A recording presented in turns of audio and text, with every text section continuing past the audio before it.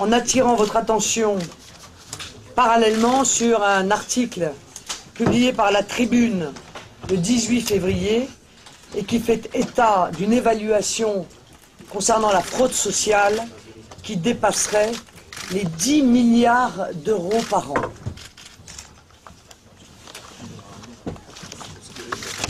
Avez-vous des questions? Oula.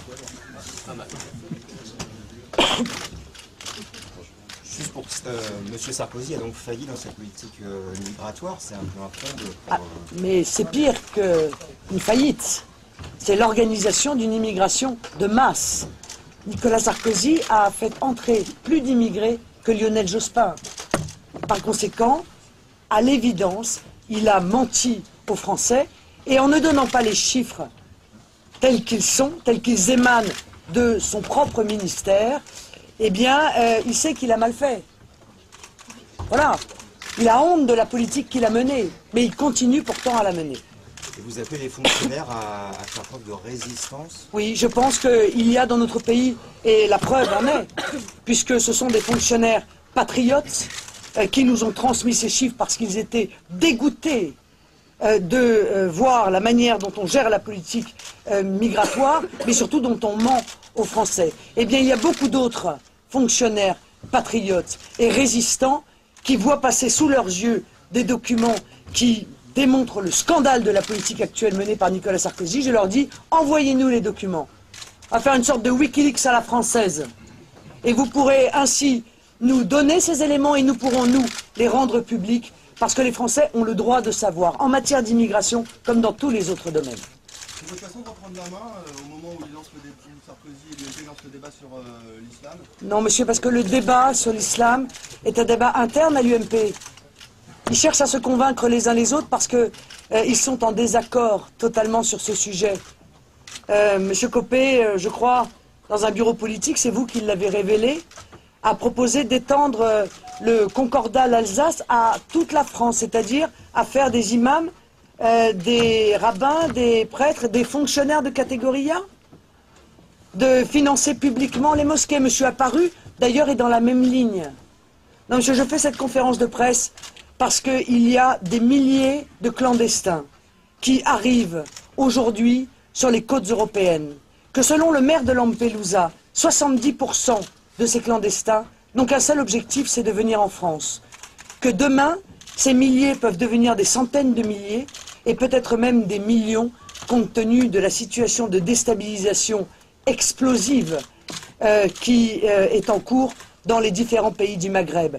Et je tire la sonnette d'alarme et je dis que la politique d'immigration menée par Nicolas Sarkozy et soutenue par le Parti socialiste est criminelle pour notre pays, qu'il faut nous donner les moyens de réguler cette immigration, de retrouver nos frontières et ne pas nous laisser submerger alors que nous n'en avons plus, évidemment, les moyens. Madame Le Pen, question sur le travail illégal. Vous voulez manier le bâton contre les patrons. Il faut aussi manier la carotte en agissant sur la baisse des charges et des salaires. Non, je pense qu'il faut effectivement mener le bâton parce que je trouve scandaleux de la part des patrons d'utiliser de la main-d'œuvre clandestine. J'ai dit que je pensais que ceci méritait des peines de prison ferme.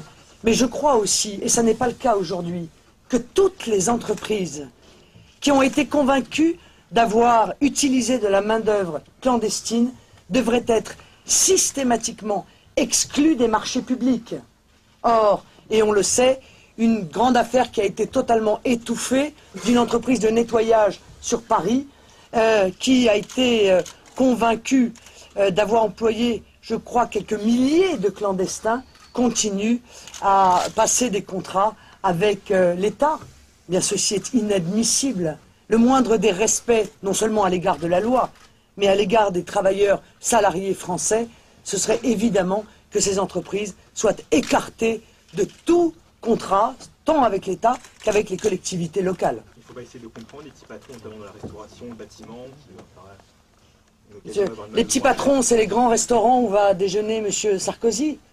Parce que jusqu'à nouvel ordre, ce que nous avons vu, ce sont des grands restaurants qui utilisaient cette main-d'œuvre clandestine.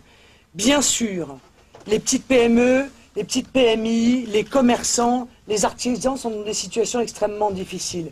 Bien sûr, dans le cadre de la révolution fiscale que le Front National est en train de monter, nous allons bien entendu aider, et notamment sur le plan fiscal, et donner de l'oxygène à ces petites entreprises. Mais il n'y a absolument aucune raison pour que l'on admette ainsi une violation de la loi. Donc demain, vous êtes élu président de la République, et 3 mesures que vous prenez essentielles pour changer ce que vous considérez qui ne va pas aujourd'hui? Mais pas uniquement sur l'immigration. En l'occurrence, c'est sur ce dossier-là, aujourd'hui, vous faites une conférence de presse. Oui, mais sur ce dossier-là, voilà. Retrouver la maîtrise de nos frontières, arrêter le droit du sol, parce que c'est une pompe aspirante considérable, et arrêter l'ensemble des aides sociales qui sont versées aux étrangers, qu'ils soient en situation régulière ou irrégulière. Tout étranger qui vient dans notre pays doit subvenir à ses propres besoins. Nous n'avons plus les moyens d'assumer leur présence, de les entretenir, et nous devons réserver l'ensemble de l'énergie de la nation et de la solidarité à nos propres compatriotes. Il y a une contradiction dans ce que vous dites, Madame Le Pen, parce qu'en ne régularisant pas les gens, vous maintenez le dumping social de fait, puisqu'ils n'ont pas les mêmes droits que les travailleurs... Non, monsieur, parce que ce qui fait venir les clandestins, c'est 2 choses essentielles. C'est d'abord le système ultra-laxiste social qui fait qu'ils ont aujourd'hui, dans certains domaines, plus de droits même que n'en ont les Français. Et c'est vrai notamment en matière de soins. Et deuxièmement, c'est l'espérance d'être régularisé. Et l'espérance d'être régularisé, c'est évidemment la conséquence d'un gouvernement qui ne régularise pas, contrairement à ce qu'il dit, au cas par cas, mais en réalité dans tous les cas.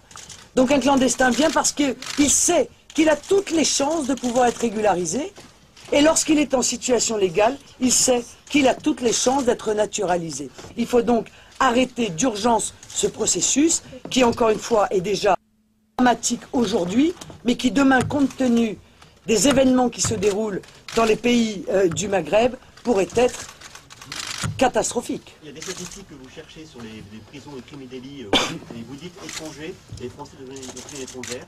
C'est quoi pour vous un Français d'origine étrangère et de remonter jusqu'où?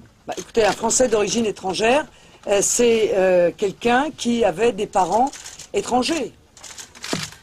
Des parents qui sont nés étrangers, qui a donc bénéficié de la nationalité française, soit lui-même à titre personnel, soit par acquisition de la nationalité du fait de l'acquisition par ses parents. L'histoire de France est pleine d'hommes et de femmes dont les parents étaient étrangers. Mais la question n'est pas là, il ne s'agit pas de remettre en cause cela, monsieur. Nous avons dit à de multiples reprises que la France a vécu un certain nombre d'immigrations qui se sont totalement intégrées, qui se sont totalement assimilés à une rapidité d'ailleurs d'une génération. Ceux-là sont évidemment français à part entière.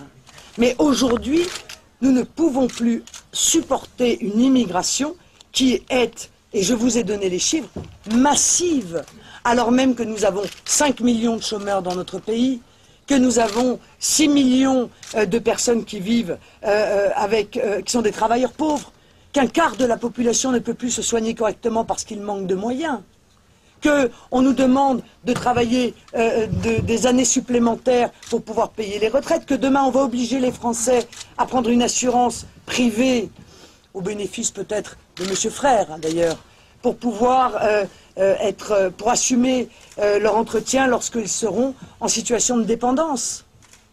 Ça n'est plus possible. Est-ce que c'est parce que l'UMP joue sur votre terrain que vous faites ce retour aux fondamentaux aujourd'hui? Non, monsieur, encore une fois, j'essaie de vous expliquer que moi, je ne fais pas de la politique en fonction des sondages ou en fonction des opportunités. Je rappelle que la situation est dramatique parce qu'il y a, encore une fois, un événement historique qui est en train de se dérouler et qui peut demain tourner à la catastrophe, compte tenu, encore une fois, de notre système ultra-laxiste. Et je dis la vérité sur les chiffres de Nicolas Sarkozy. Parce qu'enfin, il serait quand même... je pense qu'on peut admettre ensemble que s'il existe un problème de montée du fondamentalisme dans notre pays, de montée des revendications communautaristes, de recul massif de la laïcité, c'est aussi et surtout la conséquence d'une immigration massive.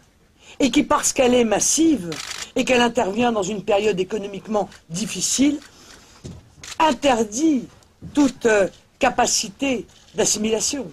Vous parlez de Shadok aussi, pompe à flic. Est-ce que c'est pas un peu trivial comme image? Pourquoi ça vous choque, les Shadok? Vous trouvez ça Vous parlez vulgaire? Vous parlez de sujets graves. Les Shadok par ailleurs. pompaient? Bah oui, parce qu'en l'occurrence, on pompe, on met en place les pompes aspirantes de l'immigration, on les aggrave, et je trouve ça criminel, au moment où notre pays est en situation si difficile, et où nos propres compatriotes n'arrivent plus à terminer les fins de mois. Pendant votre conférence de presse sur l'immigration, vous n'avez pas employé une seule fois le terme de préférence nationale. Bah écoutez, je suis désolé, mais l'arrêt des allocations sociales à destination des étrangers, c'est la préférence nationale. C'est le fait de réserver, je crois l'avoir dit, de réserver les allocations et la solidarité nationale à nos propres compatriotes. Et quand un étranger travaille, donc cotise, est-ce qu'il aura le droit à des aides? Non, il n'a pas le droit à des aides. Régulière. Non, s'il cotise, il aura le droit à la sécurité sociale, ce qui est tout à fait naturel. Et s'il est au chômage, encore une fois, il sera amené à quitter le territoire sur la foi de ses indemnités chômage dans les 3 mois qui suivront la fin de son contrat. Même s'il a travaillé 10 ans, Oui, un contrat monsieur. de 5 ans, s'il Oui, travaille monsieur, 5 ans, au bout de oui, 3 monsieur, mois de comme dans chômage, tous les pays du monde, comme dans tous les pays du monde, il n'y a pas un seul pays qui a des mesures aussi laxistes que les nôtres. Pas un seul.